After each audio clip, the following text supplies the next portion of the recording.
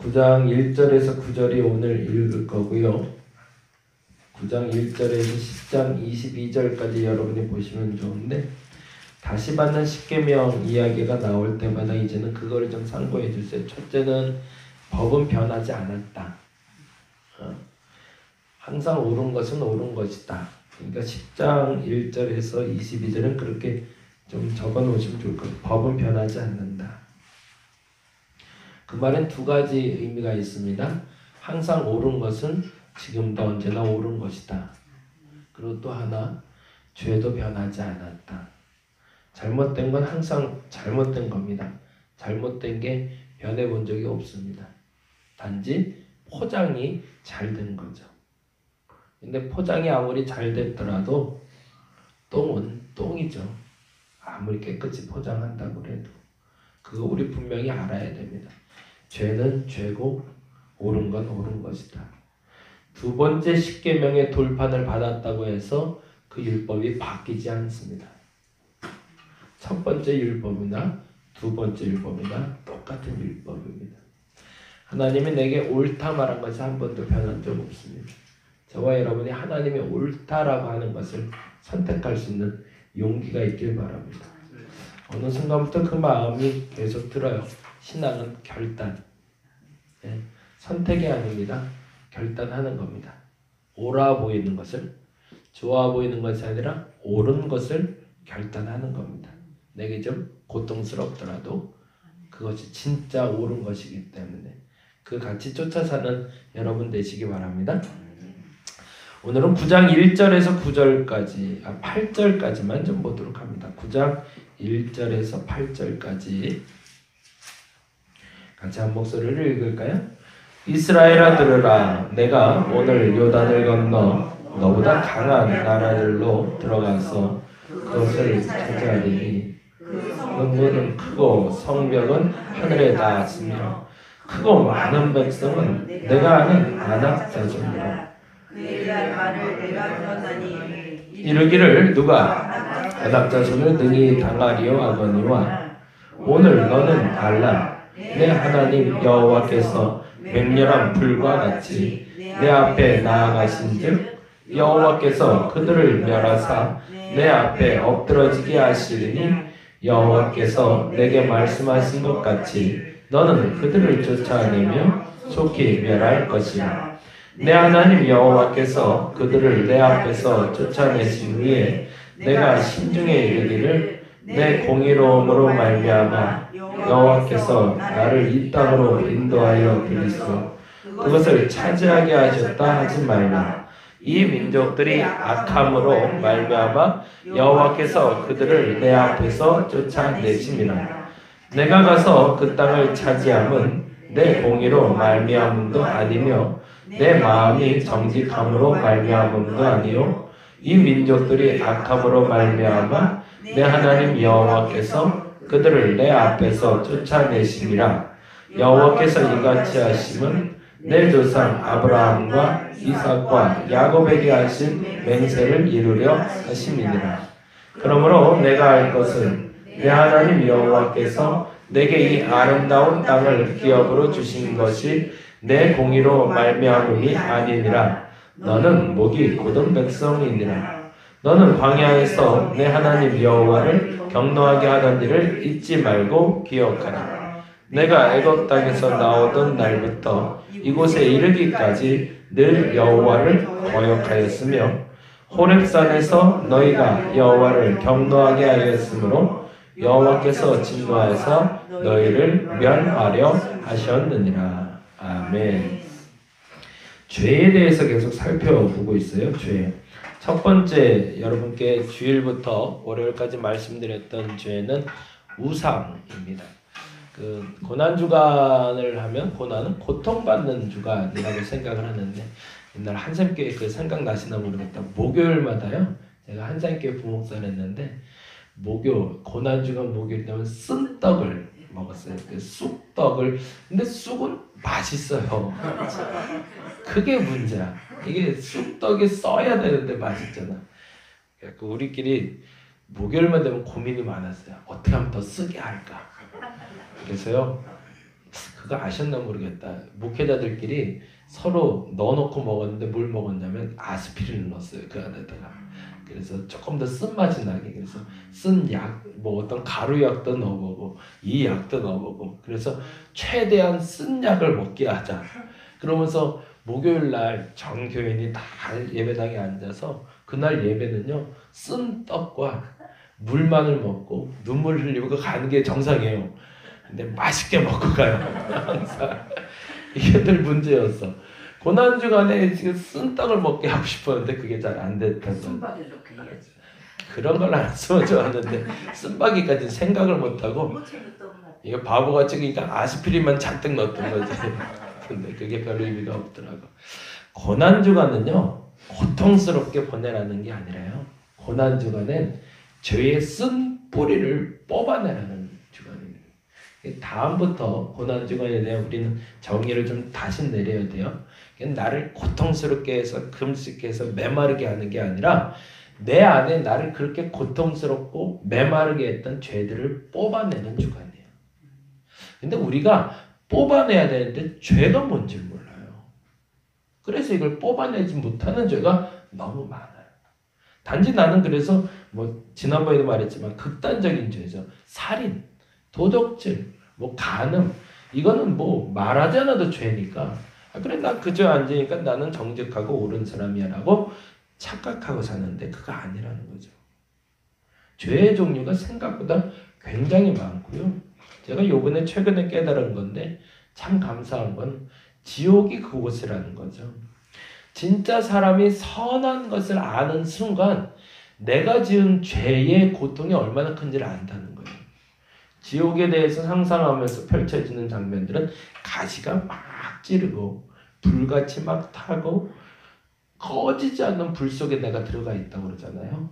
근데 조금만 더 생각해 보면 우리 삶 속에 그런 경험들을 수없이 하고 있어요. 어느 한 시점에 그 죄가 나를 공격해 와서 그 죄의 대가를 내가 생각해내면 타는 것 같아요. 몸에 다 들어가는 것 같거든요. 그 고통스러움은 이루 참을 수가 없어요. 근데 그 고통이 지속된다는 겁니다. 천국이 아니라 지옥은. 그래서 그 고통을 영원토록 겪게 하는 것이 지옥이라는 거죠. 그럼 내 마음속에 지금을 살면서도 그 고통을 잠깐만 겪어도 그 고통이 얼마나 어려운지를 아는데 그거를 영원토록 겪게 된다면 감당할 수가 없는 거죠. 죽을 수도 없고. 근데 반면에 천국은 그 고통이 없어지는 곳이라는 거죠. 그게 망각되고 그 고통에 대해서 어제도 우리 그 둘째가 그 얘기를 하던데 갑자기 천국은 가기가 싫어졌대요. 왜 또 갑자기 천국에 가기가 싫어? 천국은 가야지. 그랬더니 천국에 가면 재미가 없을 것 같아요. 근데 그도 그럴 것이 뭐 이렇게 모험할 것도 없고 그래서 엄마가 그래서 어제 잘 설명을 해주는데 네. 천국에 대해서 우리가 정확히 알 필요가 있습니다. 천국은 고통이 없는 것이 아니라 고통 자체가 존재하지 않는 곳이죠. 해하는 존재가 없는 곳입니다. 보다 정확히는 그 죄에 대한 속박이 사라진 장소가 천국입니다. 그러니까 이 땅에 살면서도 천국에 살 수 있는데 우리는 그걸 살지 못하고요. 그리고 보다 정확히는 그 죄를 사해 줄 수 있는 힘은 오직 예수 그리스도의 십자가밖에 없다는 거죠. 이걸 진짜 안다면 교회를 안 다닐 수가 없는데 나 스스로가 죄를 없앨 수 있다고 착각을 해요. 그래서 말했던 게 첫 번째가 우상의 문제. 하나님 아닌 하나님의 자리에 하나님 아닌 또 다른 게 올라가는 것이 우상이라고. 내가 죄를 없앨 수 있다고 생각? 그건 내가 하나님 자리를 점령해버린 겁니다. 근데 가능한가? 불가능하다는 얘기죠. 그리고 두 번째로 말씀드렸던 게 어제 망각이었잖아요. 그리고 자꾸 잊어버려요. 그게 죄가 아닌 걸로 착각하는 거죠. 그래서 망각해버리고 그래 그 정도 죄는 괜찮아라고 누적된 그 죄가 어느 순간에 나를 칼이 돼서 공격한다는 거죠. 그리고 내 가슴을 후벼파면서 너 같은 죄인이라는 단어를 들었을 때 그 피부로 오는 체감 온도는 우리가 감당할 수 없다는 겁니다. 첫 번째는 하나님의 자리에 하나님 아닌 다른 것을 올려놓은 것이 무엇인가? 자녀가 될 수도 있고요. 심지어는 어느 분이 그런 얘기를 하세요. 목사님 한 분이 개척교회를 하면서 너무 고생을 많이 하셨어요.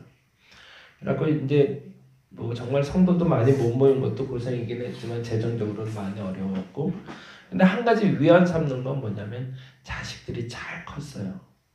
그래서 이제 사람들한테 그 얘기를 하고 다니는 거죠. 아유, 내가 고생 많이 하고 하나님 앞에 서왔더니 하나님이 내 자녀들 잘 키워줬다고. 그때 어떤 분이 그 얘기 하더라고요. 그 또한 우상이라고. 그러면 당신이 목회한 목적이 뭐냐는 거죠. 자녀 잘 키우기 위해서. 그게 종착역이 됐다면 당신 목회 실패한 거다. 자녀가 잘 되고 무엇인가 잘 되는 것이 목적이라는 것이 아주 잘 포장이 되어 있어요. 그리고 그것이 마치 하나님이 주시는 복이라는 그 포장지에 쌓여서 그게 죄인지를 모르게 만들어놨다는 거죠. 아까 말씀드린 대로 우리가 잘 되는 게 하나님 주신 복이 아니에요. 하나님이 기뻐하는 일을 해야 그게 복인 거예요. 근데 이 부분을 우리가 명확히 해야 되는데 이게 너무 잘 포장된 죄들 때문에 잘 드러나질 않는 거죠. 그게 교묘하게 아주 도전을 해요, 우리한테. 잘 돼야지. 그럼 잘 되는 게 복이지 왜 잘 되는 게 복이 아니냐? 라고 아주 교묘하게 우리를 포장한 그 포장지를 갖다 놓고 똥 보고 멋있다고 얘기하게 만드는 거죠. 이건 잘 구분하셔야 됩니다. 하나님 자리엔 하나님만 계셔야 됩니다. 두 번째는 망각하지 마셔야 돼요. 이게 큰 죄예요. 아, 깜빡했는데 내가 깜빡했다고 지어진 죄가 아니라는 거예요. 근데 더 무서운 죄가 오늘 나오는 게 9장에 착각이에요. 착각. 한번 읽어보겠습니다. 9장 1절 볼까요? 9장 1절 읽겠습니다. 시작. 이스라엘아 들으라. 내가 오늘 요단을 건너 너보다 강한 나라들로 들어가서 그것을 차지하게 하리니 그 성읍들은 크고 성벽은 하늘에 닿았으며 그 강대한 나라에 동그라미 좀 해볼까요? 이들에게 강대한 나라 라고 말하면 아하 여기라고 생각하는 나라가 있었습니다. 아낙 자손입니다. 거기다 좀 적어보세요. 강대한 나라 아낙 자손.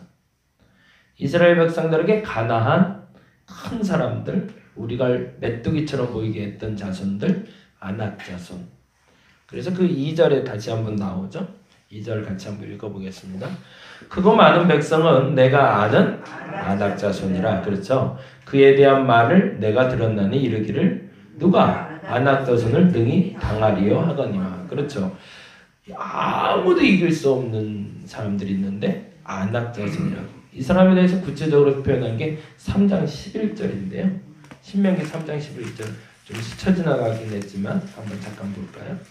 3장 11절.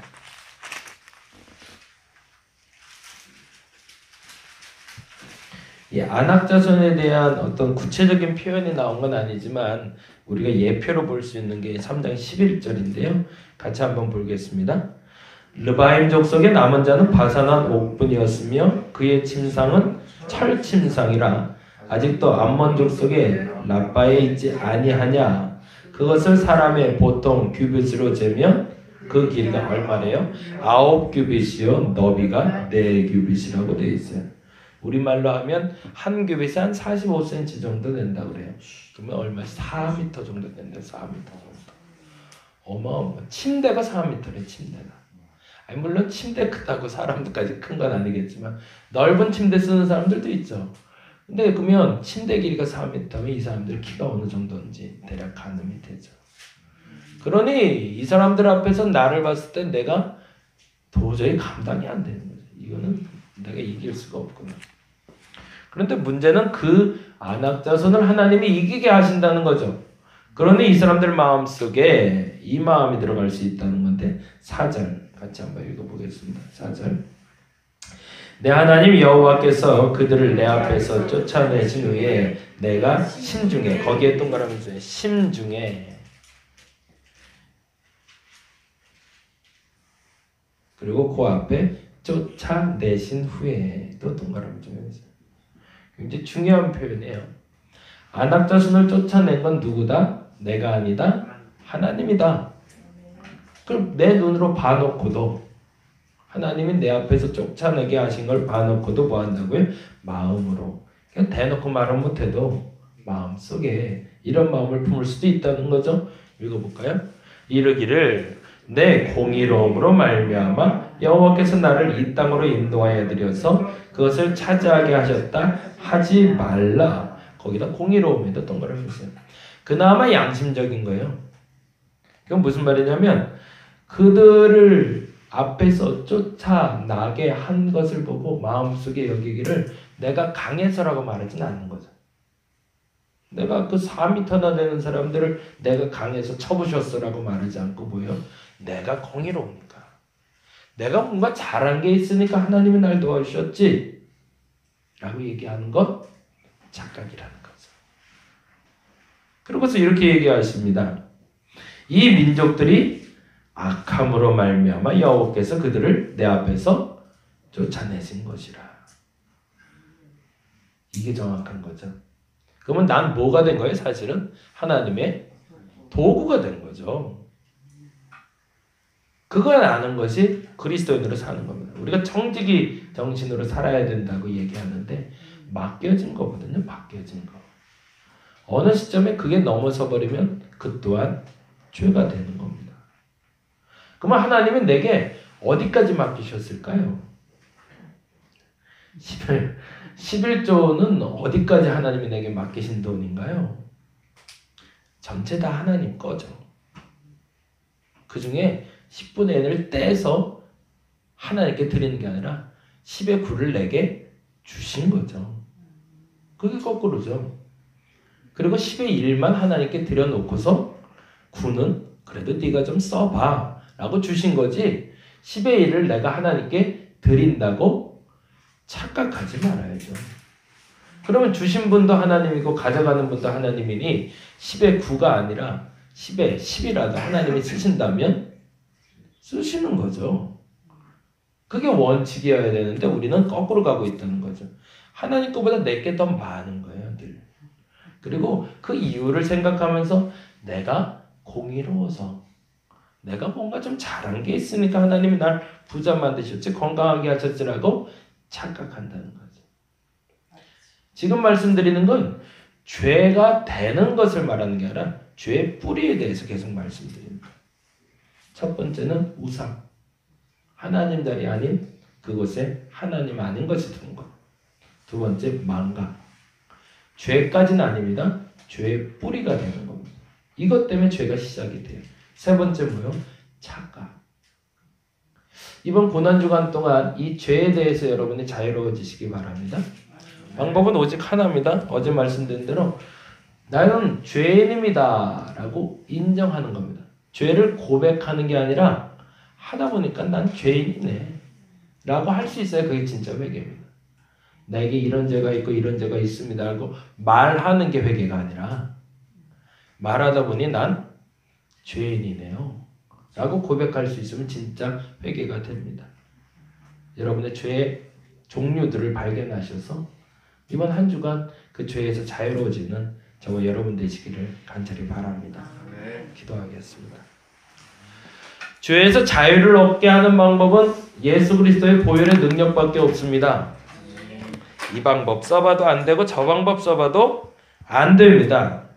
세상 어떤 사람도 그 죄에서 나를 자유롭게 할 수 없습니다. 하나님, 예수 그리스도의 보혈 앞에 내 죄를 드러내게 하여 주옵소서. 내 안에 우상을 뽑아내게 하여 주옵소서. 망각했던 죄들이 사라지게 하여 주시옵소서. 착각하지 말게 하여 주옵소서. 내가 잘나서 하나님 구원하셨다. 내가 뭔가를 좀 잘했기 때문에 나를 사랑하신다. 착각입니다. 거짓말입니다. 거짓말하는 마귀가 나를 공격하는 겁니다. 내가 잘나서 나를 구원하신 것이 아니라 하나님의 도구 삼아 주신 것뿐입니다. 그것을 인정하고 살아가게 하여 주시고 하나님 나를 당신의 도구로 마음껏 사용하여 주시옵소서. 감사합니다. 고마우신 예수님 이름으로 기도드렸습니다. 다 같이 기도하고 돌아가도록 하겠습니다.